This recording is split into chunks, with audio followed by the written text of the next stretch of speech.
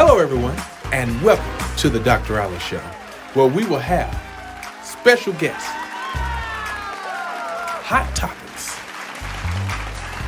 and unexpected surprises.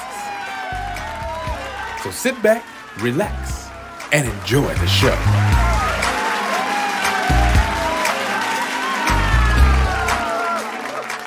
I would like to invite you to open your hearts and clear your minds as we dive into today's topic. Today we'll be discussing how COVID turned our worlds upside down. And I have a very special guest here on today who is going to inform us how COVID turned her world upside down and how it really made a difference last year. So, without any further delay, I'd like for you guys to put your hands together and to help me welcome to the stage my first guest, Lady Cheryl Allen!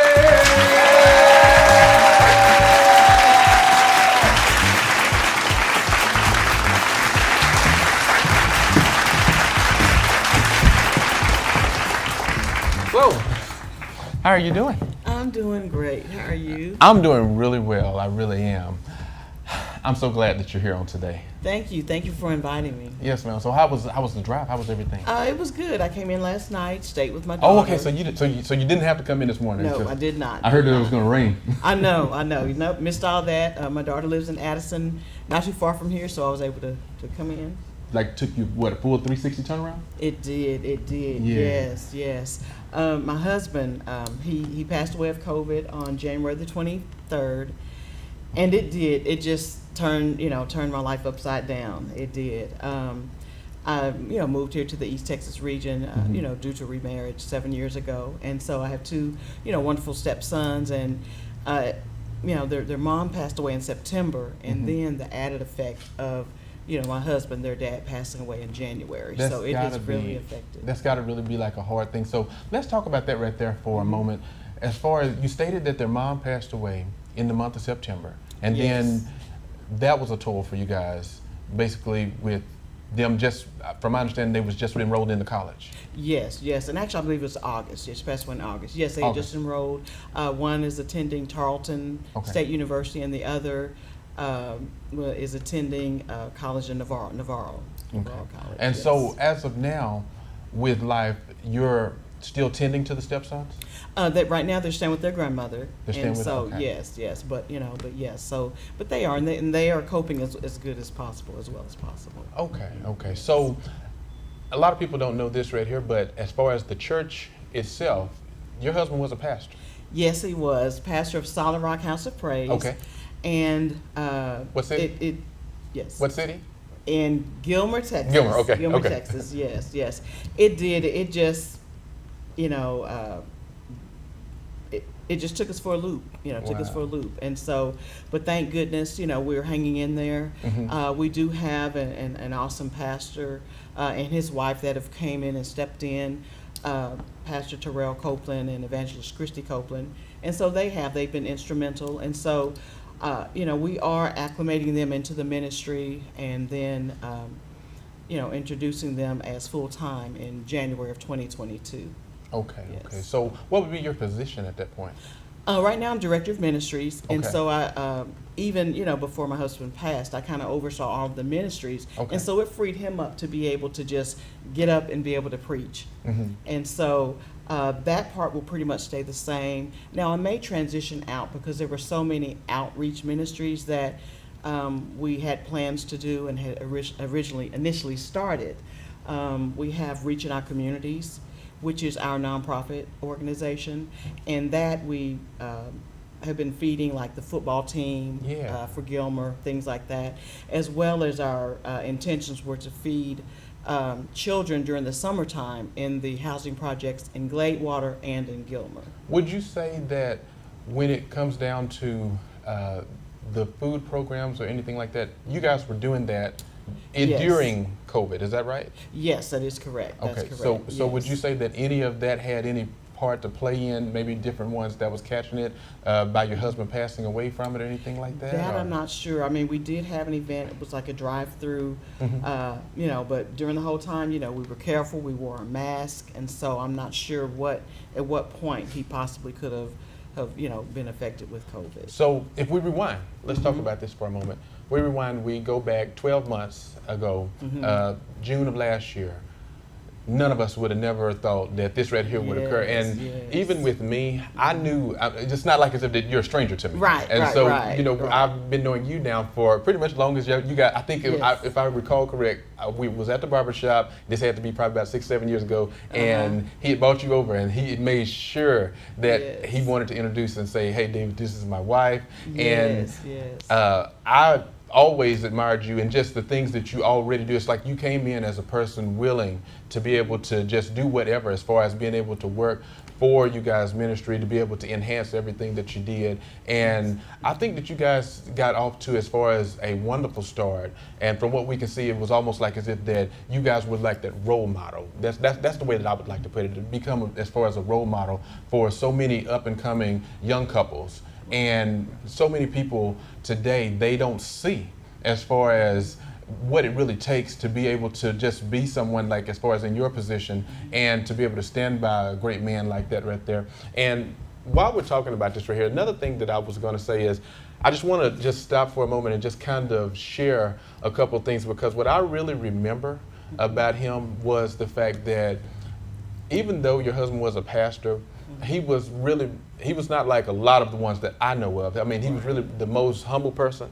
He served on my team of security when, you know, I was doing all the big, big major conferences and everything, and I would bring in stars from as far as New York or LA or wherever they would come from, and by him carrying that position and you guys having as far as, you know, a big church and everything, he never said, well, I'm just too great for this. He was always a humble person. If you need me, I'm always here. And I really appreciated that. And so was he the same way as far as in you guys' ministry, even though he was the leader? Because I know so many leaders, it's more of like, it's almost like a dictatorship where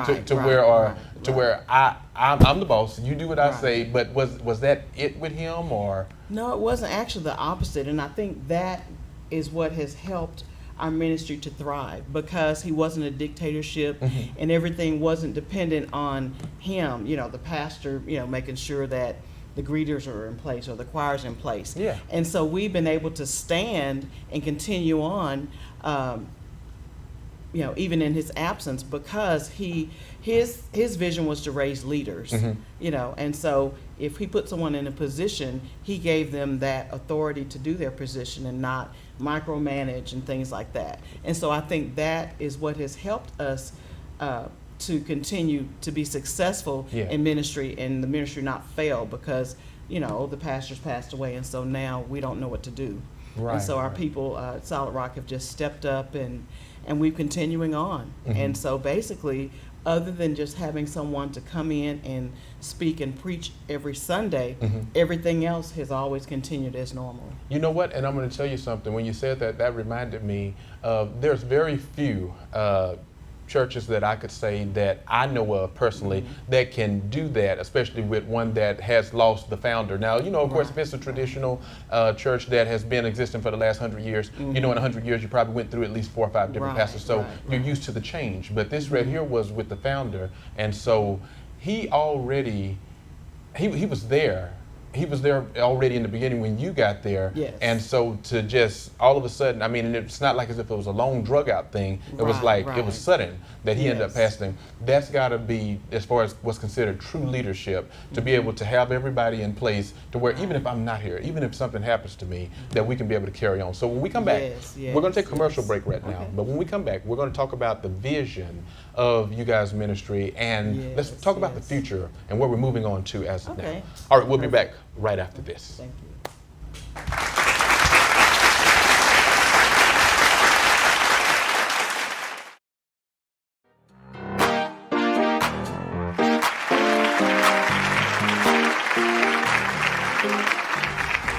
All right, everyone. Welcome back once again. And we're having a discussion about how COVID turned our worlds upside down. Once again, I have here my very special guest, Cheryl Allen, and she's sharing with us some valuable information about how COVID turned her world upside down. We're going to dive in just a little bit deeper in talking about vision as of now and the future of where you guys are currently going. Now, I know you made a statement and you said that you are classified, give me your title once again at the church now? Director of Ministries. Okay, so Director of Ministries. But, so would you say, as of now, you are classified as the full overseer, even though you guys have leaders, or what is that really? Let's talk about that for a moment. Yes, I will be classified as overseer, even though, you know, we do have leaders. Okay. And it's basically just overseeing. Again, we have an awesome pastor that even prior to this, we've had shared visions. Yeah. And so he will come in as the pastor. Okay. And as far as our other ministries, and then I will transition into working on our visions, the things that we had already had planned, more outreach. Okay, so Yes. as far as when we go into the visions, what is you guys' vision as of now? And has that really changed since the former pastor actually passed away? Right. It has not changed. As a matter of fact, again, we have such an awesome congregation. Our feeding program, where we were feeding the football team Yeah. of the Gilmer Buckeyes, and then even our outreach, where we were going to start feeding the community. Our people are like, "Hey, why does that have to stop?" And so we do have. We do have a plan to continue with our feeding program in August, as well as a school. We have a school that we will be starting, Hope Classical Christian Academy. Okay. As well as we have a leadership conference, I Lead. And so we have our vision is still going to continue on. You know, Okay. of course, in his memory, our visionary, you know, Ralph Wayne Allen Jr. Yeah. Again, he was a great visionary. As a matter of fact, we had spent the whole week of Thanksgiving. We had both taken off work and had just kind of written out all of our plans for 2021. You know, again, not knowing that this was going to happen. Yeah. And so our personal, you know, vision as far as our nonprofit and as well as the church. But yes, those things will continue on. That's wonderful. That really is.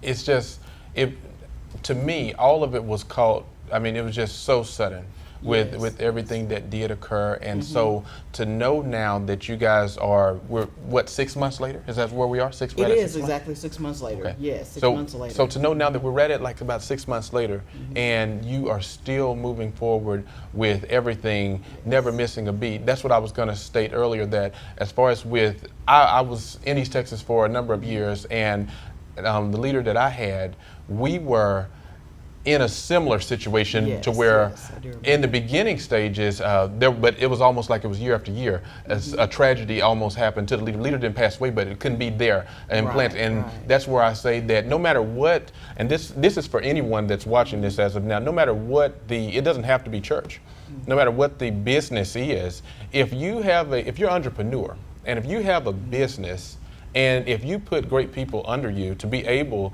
to carry on, no matter what you're doing, then you can be able to say, and with a peace of mind that I know, no matter what tomorrow holds, that my business is going to be able to continue moving forward. And so I believe that your husband, Wayne, I believe that he did that, I mean, almost as an expert of this right here, being led, of course, you know, by God Right. with all of this right here. And we had a couple photos. I wanted to be able to just talk about some of these things because you guys got to see as far as like with their family, it was some wonderful things. Can you talk about as far as like, with the family as of right now, and maybe while they're getting ready to be able to put this up, just with the boys, and so let's see, yeah. So this is one of the things. I'll stop right here and take a look. Yes. As far as with Ralph Wayne Allen, as far as his date of birth and as far as expiration date, he was a big man. First thing. So I'm gonna tell you something. I'm gonna tell a little comical story just here. I remember. You may have forgotten about this, but about 4 years ago, I was doing a production in Louisiana. Yes, you remember that? I remember. And you guys Yes. came, and I had put a post out on Facebook, on social media, and said that I needed extras, and y'all had Yes, committed, showed up, the whole yes. family, Yes. and said that we're going to come and be extras. And so we was working in a lab as doctors, and Yes. so when some of my directors that was at that time had seen him, and they asked me, they said, so how do you know all these different people? They said, it don't matter what we do, you can always be able to get extras. I told them, I put a post Right. out, and I told them, I said, he's actually a pastor. And then one of the directors said, he's a pastor? I mean, she was looking up at him like this right here, and she was like, oh, I guess she said, you're going to definitely do what the Lord says to do if you go to his church. Yes, And so yes, it was yes, just one of those yes. things, but even though he was a big person like this right here, he was not, as far as, like we said before, demanding or anything like that. Just a Right, very right. genuine, nice person. Yes. And I remember another time, it's like all these stories are really coming to me Yes. as of now, but I remember another time we were, as I stated, he did security for us, and we was in another location. I think we went to maybe Louisiana to go and pick up guys. And you know, when you get these big people that are guests, as far as that are stars, sometimes, you know, they can have a little bit of an ego about themselves. Right. And one of them, to me, he did not treat him correctly because he walked up to him, and it had never happened before. We'd had other guests, but this guy, he walked up to him and he said, hey, he said, I'm the guest, and so you guys just tell me what you want me to do. And so he told him, he said, hi, my name is Pastor Wayne Allen. I'll be serving as security. And the guy just went off. He was just like, well, if you security, you can get my bags and you can go. And I'm just like, oh my God, like, I just couldn't believe that he had did something like that. Right. But this guy, he never did go off. I mean, he was way bigger than what the guy was, but he took it all in, and he just said, if this is what you want me to do, then it is what it is. And that's what I could always be appreciative of. And tell him to be able to put the other ones up if he possibly can, as far as the other photos. Because I want to really be able to just be able to show you guys family, and just see as far as what I considered. Yeah, there we go. Right. That was both of you guys standing there together. Yes, he was a big guy. He was 6'5", 350 pounds. Really? Size 19 shoe. Wow, and you know what? He was a gentle giant. I mean, we had started a little T-shirt clothing line called Bigfoot Prints, and so. Again, even though we're moving on, there still is really no one that can fill those shoes. Yeah. And you know what? I'm going to say something. When we was at the memorial service, I saw the size of his shoes. Like, all I can tell you is, guys, that right there, that's a sight to see. It was almost like we was inside of a museum or something. But as we continue to talk just a little bit more, as of now with COVID, if there was anything that you could have changed, do you think there is anything that you could have changed about his situation? Of course, you know, we wore our mask, you know, and, you know, we definitely tried to stay distant as possible. Yeah. And so that part, I don't know what could have changed. But one thing I believe I would have changed, if possible, is when a person is in the hospital with COVID, they can't have visitors or anything at all. And so, you know, it sets up isolation. So we were able to kind of talk and text and things like that. But it's different than having that physical contact. And so if there is a way that, whether it be suited up or things like that, that they could at least get a visitor maybe once a week or once a month, because FaceTime isn't the same. Yeah. And so that would be my thing, would be, you know, if there's a way that a COVID patient could get visitors from family, I think that makes a difference. Do you think because, correct me if I'm wrong with this right here, but Wayne got sick, went into the hospital, and then did they send him back home first? No, originally he went to the emergency room. Emergency room, yeah, emergency room. Yeah, and they sent him back home. Then we went back to the hospital. We went back to the emergency room a week later, and then that's when they admitted him to the hospital. And how long was he in there? He was in the hospital for almost a month and a half. Almost a month, so about 45 days inside of a room, confined by himself, and only able to FaceTime back and forth with everyone. Okay, it's just what a way that, I mean, he went, but at the same time, we have to be thankful that he did have things in place as far as in order, as far as with family, as well as as far as the church family as well. So, I mean, if we have to look at it on the bright side, I would say we just have to be thankful for those type of things. But we're going to take one more commercial break, and we will be back right after this to be able to conclude everything. Thank you once again. Thank you. Thank you.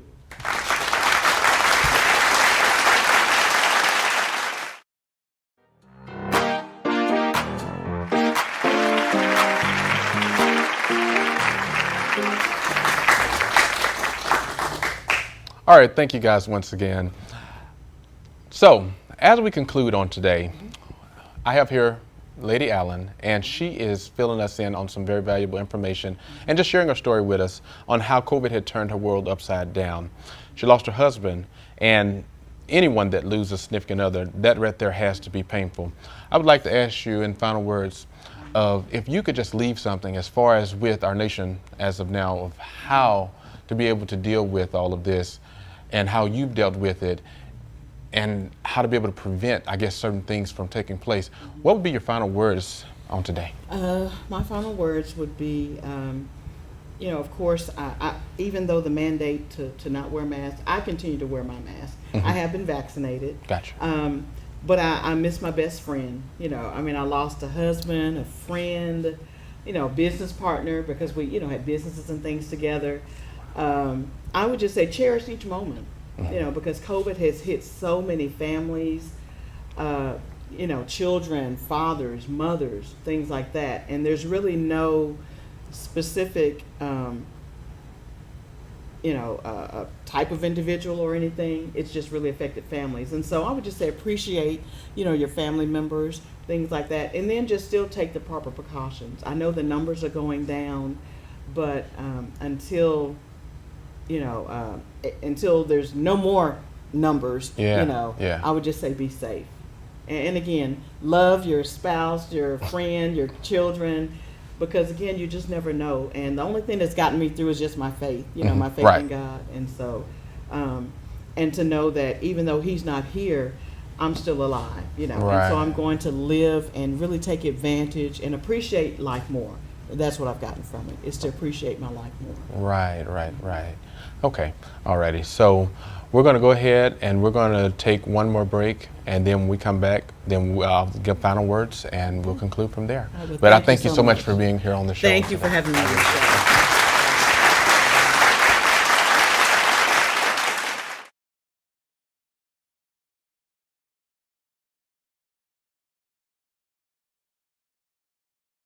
Welcome back. And as we conclude today's show, I would like to be able to thank our guests for coming on today and just sharing some valuable information about how COVID had turned her world upside down. People, we have to realize that COVID is still out there as of now. We're still going through the pandemic, but that does mean that we're eventually going to come out of it. And so, until next time, remember, let's stay safe, let's talk, and let's listen, but most of all, let's continue to love. Thank you, and God bless.